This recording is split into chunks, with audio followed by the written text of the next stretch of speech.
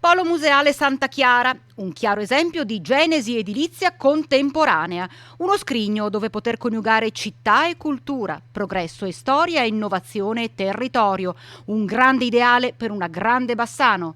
Già, sarebbe stato bello, eppure questo è quello che a oggi è il costruendo Polo museale Santa Chiara, una perfetta incompiuta.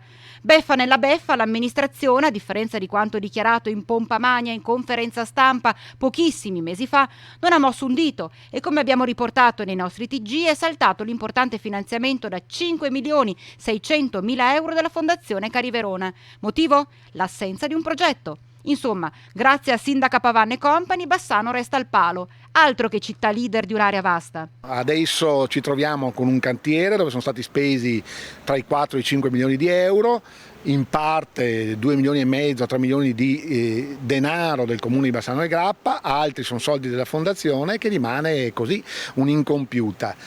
Non capiamo quale sia la strategia dell'amministrazione. Facendo due calcoli, Bassano ha buttato via una cosa come 10 milioni di euro. E chi deve rispondere? Quello che è incredibile è che questa era una cosa che doveva essere presa in mano il giorno dopo l'insediamento, c'era un tavolo aperto con Fondazione Cariverona, c'era il tempo per discutere con Fondazione Cariverona e trovare delle soluzioni. In questo modo invece l'amministrazione ha dato un alibi a Fondazione per dire non ti finanzio più. Quei soldi non arriveranno più a Bassano, è chiaro, e intanto l'amministrazione, attratta come le allodole dei famosi specchietti, decide di intraprendere una strada che è una strada folle anche prima del Covid, che è quella del partenariato pubblico-privato, nel senso che accarezza l'idea di dire facciamo completare l'opera ai privati. Quando arriva il parere sembra che il parere dica guardate che non la potete praticare oppure è molto complesso, quindi si bloccano, vanno a sbattere contro un muro